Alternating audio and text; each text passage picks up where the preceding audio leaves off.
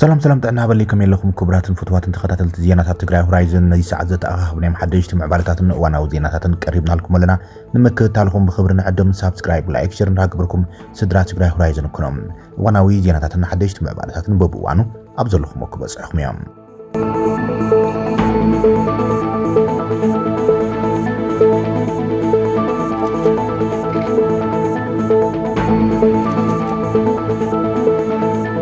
ني قدماويت امبيت زناشتاياچو كاب تግራይ زقربلن ጻውዒት بعلت بيت قدماوي ሚኒስትር አብይ አህመድ ቀዳማዊት እመቤት ዝናሽታያቸው ካብ ትግራይ ምሕጽንታ ቀሪቡልናሎም ቀዳማዊት እመቤት ወይዘሮ ዝናሽታያቸው እናተሰርሐ ኣብ ህንጸት ዝነበረ ካልኣይ ብርኪ ቤት ትምህርቲ በተስተሓዘሉ ግዜ ሰለዳም ከም ዘይተዛዘመ ተገሊጸሎም ኣብ ዞባ ሰሜናዊ ምዕራብ ትግራይ ከተማ ሽረ እንዳስላሰ ደረጃ ዝሓለወ ካልኣይ ብርኪ ቤት ትምህርቲ ንምስራሕ ዓሊሙም ኣብ 2013 ዓመተ ምህረት በቀዳማዊት እመቤት ዝናሽታያቸው منبر مسرت امن كورنا بلعلي 20 مليون ብር ምህናጽ ከም ሰነበረን ዝፍለጥ ኮይኖም ብስንካ ኣብ ትግራይ ዝተፈጠረ ጆኖሳይደር ኩናት ሲዒቡ ግን ህንጸቱ ተጠዊሉ ከም ጸንሐም ኣብዛ ዓመት በቲ ዝተረፈ በጀት ምስክልል ቢሮ ልምዓትን ኮንስትራክሽን ብምርዳም ስርሑ ከም ዝጀመረ ተፈሊጦሎም ኣብቲ ቦታ በአካል ተረኺቡ እቲ ቤት ትምህርቲ ዘለዎ ደረጃ መብርሂ ዝሃበም ከንቲባ ከተማ ሽረ እንዳስላስ አቶ ገብረመድህን ዮሐንስ በቀዳማዊት እመቤት ወይዘሮ ዝናሽታያቸው ኣብ 2011 ዓመተ ምህረት ብ20 ሚልዮን ብር በጀት ስራሕ ዝጀመረ ኮይኖም ዘጋጠመ ኩናት ክቅጽል بزي مخالم دحر وعلي سلام بريتران زي بروجكت حاويسهم كلهم نايتا كتما مسألة المعات منقصقاس جميرهم يوميلهم يخون بر أبز حزوان كابتي سبجتو 20 مليون بر بسنكي نهر عداقا واقام نابل علي 237 مليون بر بجت كم زحت بسبب ميا صناعات كم استقبر لهم قليص لهم قدماويت امبيت زناشتاياچو نتيج جمرو بروجكت نخزازم ادلاي زبله كل دغاف نخغبرام بشم حزب الممحدارن كتما شر እንዳስላሰም ጻውዒት አቅሪቦለት ከንቲባም ተማሳሊ አካይድ ስራሕ ቤት መዘጋጃ ከተማ ሽረ እንዳስላሰም አቶ ተክለወይን ቶማስ በወገንም ኣብዛ ሕዝዋን ብሰንኪ ዋኑ ዘይምዝዛም ብሰንኪ ኣብ ዋኑ ዘይምዝዛሙ ሲዒቡም በዓመቱ ናህር ዋጋና ወሰኸይ ኸይድ ከም ዘሎን ንዘሎ ሕጽረት መምህር ክፍልታት ክቀርፍ አይ ከአለን ይኩል ተዛሪቦሎም አሞዳት ድማ አቶ ወንድም ከበደም በተሓበሪ ዲዛይን ህንጸትን ቤት ትምህርቲ ከም ዘሎም እዚ ኣብ ልዕሊ 1 ሄክታር ዝዓረፈ ህንጻ ቤት ትምህርቲ 18 መምህር ክፍልታት ላይብረሪ ላቦራቶሪ ቤተ ፈተነም ናይ መምህራን ምዕረፍን መጻንሕም መናጽህ ክፍልታትን ዘጠቃለለ እንትኸውን ልዕሊ 900 ተማሃሮ ከም ዘተኣናግድን ብስንኪ ኩናት ተጓይቱ ጸንሐም ኣብ ዝሕዝዋን 26 ሚእታዊት ህንጸቱ ከም ዝበጽሕ ናይዚ ፕሮጀክት ዘለዎ ሕጽረት በጀት ኣድላይ ትኩረት ክግበር ይግባእ ክብልዮም እቶም ኣመራርሓም ጻውዒቶም أغريبهم زلهم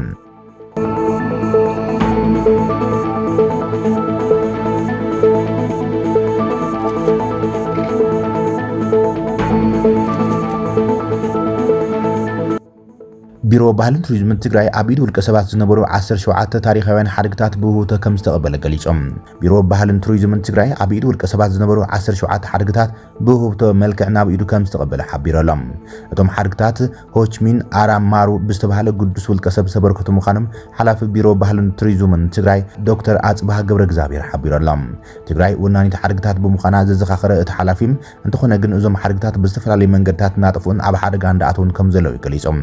ሕዙን ውሕዳት ዘይባህሉ ሓድግታት አብይ ትካላት ውልቀ ሰባትን ውልቀ ሰባትን ከም ዝርከቡ ዝገለጸም ዶክተር አጽባህ ገብረ እግዚአብሔር ዝጠፉ ሓድግታት ኣብ ምምላስ ኩሉ ትግራዋይ 10 ሆችሚን አራማሩ ክስዕብ ጻውዒት ተቕሪቦሎም ዶክተር አጽባህ ኣብ ማሕበራዊ መራኸቢ ፌስቡክ ገጹ ኣብ ዘስፈሮ መልእኽቲ አብይ ትካላትን ውልቀ ሰባትን ዝርከቡ ሓድግታት ናብቲ ቢሮ ብውህብቶ ምርካብ ኣብ ምዕቃብ ሓድጊ ታሪኽ ባህልን መንነትን ትግራይ ወሳን ኩሉ ክስዕቦ ዝግባእን ሰናይ ተግባርን ምዃኑ ድማ ይገሊጾም ኣብ ልዕሊ ህዝቢ ትግራይ ይካይድ ኣብ ዝነበረ ጆኖሳይዳል ኩናት ካብ ዝተፈላለዩ ታሪኻውያን ገደማትን ኣብያተ ክርስቲያናትን ከምኡን ናይ ታሪኽን ስልጣንን ማእኸላት ዝኾኑ ከባቢታት ተሰሪቖም ዝተወሰዱ ካብ ክቡራት ማዕድናት ዝተሰርሑ ታሪኻውያን ሓድግታት ብዝተፈላለዩ ውልቀ ሰባት ተዘሪፎም ከም ዝተወሰዱን ኣብ ዝተፈላለዩ ዕዳጋታት ዓለም እውን ንምርኢት ከም ዝቐረቡ ዝተፈላለዩ ጸብጸባት ቅድሚ ሕዚ ኣመላኺቶም ነይሮም እዮም እዚኦም ናብ ትግራይ ተመሊሶም ናብ ዝነበርዎ ቦታ ንክምለሱ ድማ ኣብ መላእ ዓለም ዝርከብ ኩሉ ትግራዋይ እጃሙ ኮፊ ከም ዝግባዩ ጻውዒት ዝቐርብ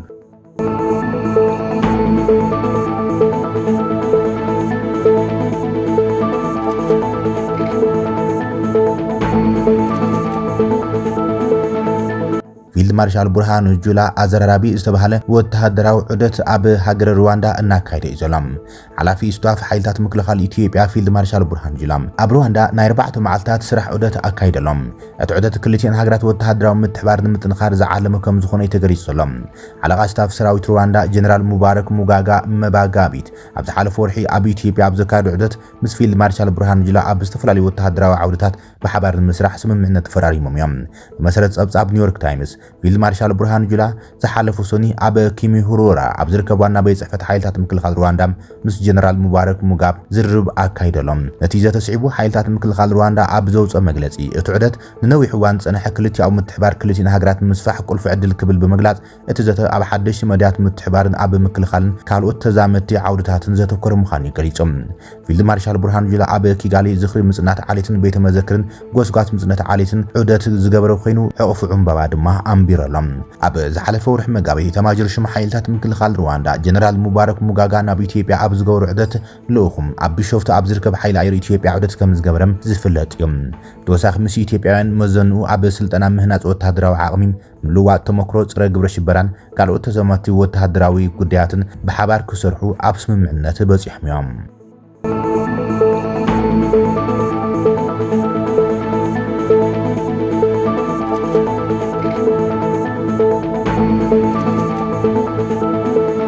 እዚ ከምዚ ኢሉ እንከሎ ድማ ቅሉላው ሱዳን ንምፍታሕ ኢትዮጵያ እጃማ ከተበርክት ጣውዒ ተቕሪባላ ኢትዮጵያ ኣብ ሱዳን ዘሎ ቅሉላው ንምፍታሕ ሰላማዊ ኩለመዳውን ንኹሉ ዝሓቁፍን ኣካይዳ ክህሉ ተላብያላ ኢትዮጵያ ኣብ ለንደን ዝመደበሩ ዋዕላ ብዛዕባ ሱዳን ኣብ ዝካየድ ዘሎ መድረኽ ኣብ ሱዳን ንኽልተ ዓመታት ጸንሐ ግጭት ንምፍታሕ ሰላማዊ ኩለመዳውን ንኹሉ ዝሓቁፍን ኣገባብ ክኽተል ኣተሓሳሲባላ ኣብቲ ዋዕላ ብዋና ዳይሬክተር ሃገራዊ ኣገልግሎት ስልያን ጸጥታን ኢትዮጵያ ኣምባሳደር ሬድዋን ሁሴንን ሚኒስትር ዴታ ሚኒስትር ጉዳያት ወጻኢ ኣምባሳደር ሃደራ ኣበራን ንኢትዮጵያ ወኪሎም ይሳተፉ እዮም ዘሎም ተሳተፍቲ መድረኽ ብዛዕባ ተኽእሎታት ሰብኣዊ ሓገዝ ነባሪ ትኽስዶ ምባል ፖለቲካዊ ምፍታሕ እቲ ግጭት ብዝምልከት ዘትዮም ኣብቲ ዋዕላ ዝተሳተፈሉ ኢትዮጵያ ማሕበረሰብ ዓለም ንሱዳን ብስንኪ ግጭት ሱዳናውያን ስደተኛት ዘእንግዳ ሃገራትን ዘለዎ ደገፍ ክውስኽ ጣውዒ ተቕሪቡ ካብ ሚኒስትር ጉዳያት ወጻኢ ኢትዮጵያ ዝረኸበ ሓበሬታ ከም ዘመላኽቶ እቲ ልኡኽ ብዘይ ገደብ ሰብኣዊ ሓገዝ ብምሃብ ኣብ ሱዳን ዘሎ ሰብኣዊ ቅልውላው ንምቅላል ቋሚ ስምምዕነት ተኽሲዶ ምባል እውን ትኹረት ክወሃቦ ይጸውዑ እቲ ዋዕላ ሕብረት ኣፍሪቃ ዓባይ ብሪጣንያ ሕብረት ኣውሮፓ ፈረንሳይን ጀርመን ብሓባር ዝተዳለዉ ኮይኖም ታይላንድ ሓዊሱ ካብ 17 ሃገራትን ኣህጉራዊ ትካላትን ተወከልቲ ተሳቲፎም እዮም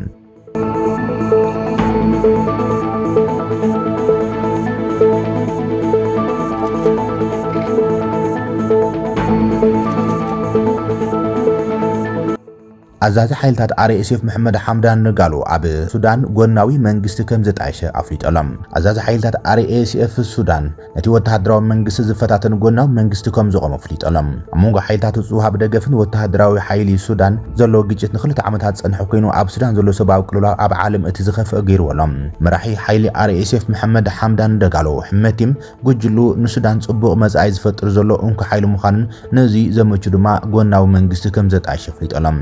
እቲ መግለጺ ከላይ ዓመት ዝኽሪ ኩናት ሱዳን ኣብ ለንደን ዋዕላ ኣብ ዝተኻየደሉ እዋን ዘርጊሖም ኣብቲ ዋዕላ ዝተሳተፈ ሚኒስትር ጉዳያት ወጻኢ ዓባይ ብሪጣንያ ዴቪድ ላሚ መንገዲ ሰላም ኣብ ሱዳን ኩሉ ጻውዒ ተቕሪቡ ሰራዊት ሱዳን እቶም ዓመስቲ ካብታ መንበር ናይቶም ዓመስቲ ዝኾነት ከተማ ኣልፋሽር ወጻኢ ኣብ ዝርከቡ ከባቢታት ቦምባታት ክድርብዩ ከም ዝጸንሑ ጸብጸባት ነመላኽቱ እዮም እዚ ድማ ብኣሽሓት ዝቑጸሩ ዜጋት ካብ ማዓስከራት ስደተኛት ዳግም ክሃድሙ ከም ዝተገደዱ እዩ ዝግለጸሎም ሕመቲ ሓይልታቱ ዝገብርዎ ዘለዉ ሕጊ ልዕልነት ሕጊ ናይ ምርግጋጽ እምበር ብውልቀ ሰባት እትመሓደር ሃገር ከም ዝኾነት ይገልጾም ንሕና ንሓድነት እምበር ዕብለላ ኣይኮናን ንደሊ ዝኾነ ብሔር ክልል ወይ ሃይማኖት ካብ መን ሱዳን ላዕሊ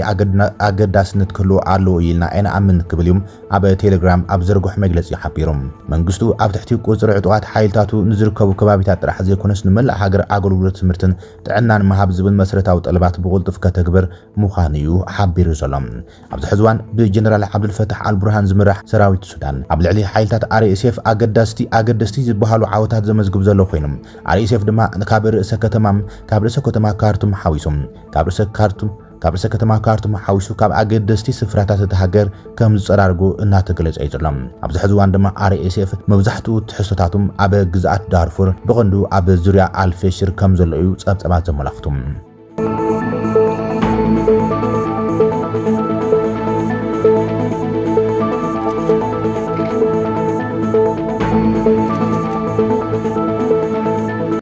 ምሕዳር ዶናልድ ትራምፕ ኣብ ልዕሊ ኤርትራ ሓዱሽ ስጉምቲ ክወስድ ተዳሊሎም ኤርትራ ሓንቲ ካብ 10 ስጉምቲ ዝወሰደለን ሃገራት ዓለም ምዃና ተፈሊጦሎም ኣሜሪካ ኣብ ኤርትራ ከተማ ኣስመራ ዝነበረ ኤምባሲ ክትዓጽው ምዃና ተፈሊጦሎም ፖለቲኮ ሒዛቶ ኣብ ዝወፀት ጸብጻብ ምሕዳር ዶናልድ ትራምፕ ወጻኢታት ንምቕናስ ብዝብል ዝሓዞ ፖሊሲ መሰረት ብምግባር ናይ 10 ሃገራት ኤምባሲታት ብቋምነት ክትዓጽው ምዃኑ ኣመልኪቶሎም እተን ኤምባሲታት ሃገራት ዝዕጽወለን ሃገራት ድማ ጉዳያት እንትህልወን ኣብ ጎረባብቲ ሃገራት ከይደን ከፈጽማ ኣማራጺ ተዋሂቦን ኣብነት ኤርትራ ኣብ ኬንያ ናይሮቢ ማልታ ድማ ኣብ ጎረቤታ ጣልያን ከይዳም ኣገልግሎት ኤምባሲታት ክትረክብ ዝብል እዮም ነቲ ምምሕዳር ትራምፕ ኣብ ወጻኢ ሃገራት ዝርከቡ 10ታት ኤምባሲታትን ቆንስላትን ኣሜሪካ ክዓጽው ከም ዝደሊ ጸብጻብ ሒዙ ወጽ ድማ ናሽናል ሴኩሪቲ ዴይሊ እዮም እቲ ዝርዝር ምክትል ጸሓፊ ቤት ጽሕፈት ምሕደራ ሚኒስትሪ ጉዳያት ወጻኢ ብቋምነት ክዕጾ ዝመኸሮም 10 ኤምባሲታት ዘጠቓሉ ኮይኖም ኤርትራ ግሬናዳ ሌሶቶ ሪፐብሊክ ማእከላይ አፍሪካ ሉክዘምበርግ ሪፐብሊክ ኮንጎ ጋምቢያ ደቡብ ሱዳን ማልታን ማልዲቭስን እዮም ካልእ ኣዘራራቢ ፖሊሲ ምምሕዳር ዶናልድ ትራምፕ ኣብ ወጻኢ ድማ ንሶማልያን ኢራቅን ኢላማ ዝገብረ እዩ ካልእ ኣቓልቦና ዝሰሓበ ክፋል ናይ ሰነድ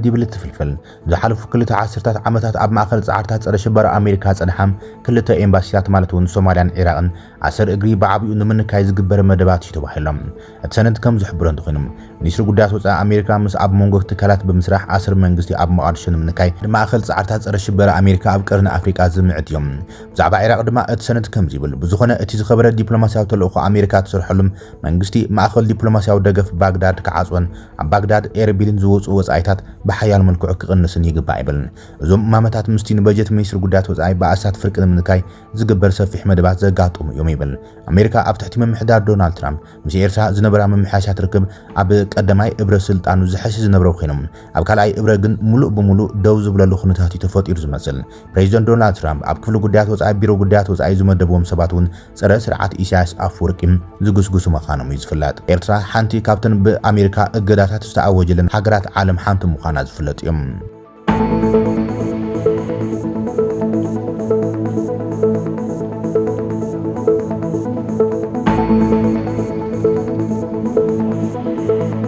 ዝኸበርኩም ተኸታተልቲ ዜናታትና ነዚ ሰዓት ዘተኣኻኽብ ናይ መሓደሽትን ሓጸርቲ እዋናዊ ምዕባለታትን ዛዚምና ንምክትታልኩም ነመስግን ሰላም